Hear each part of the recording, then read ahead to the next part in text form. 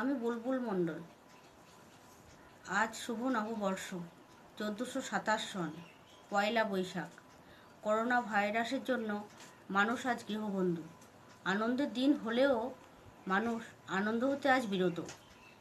কিন্তু প্রকৃতি, নতুন সূর্য, সবুজ পাতা, গাছ, ফুল, কোকিলের সুর নয় বন্দী তারা নিজ নিজ গুণে আনন্দদানে আজ উচ্ছ্বসিত।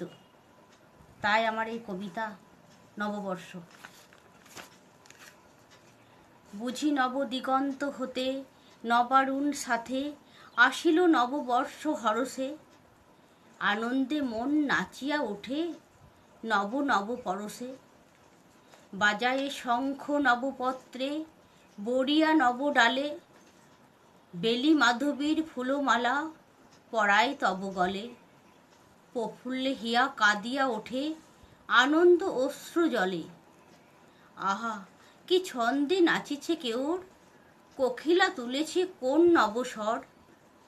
দূর হতে শুনি কোন নবতান, ভুবনে গাহিছে খুলিয়া পরাণ, কোন নবসুরে বৈশাখী গান।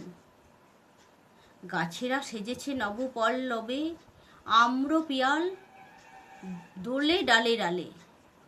ক্লান্ত পথিক বসে গাছতলে, বিশ্রাম নেয় চলে চলে। ধুধু বৈশাখ গগনতলে। নমস্কার।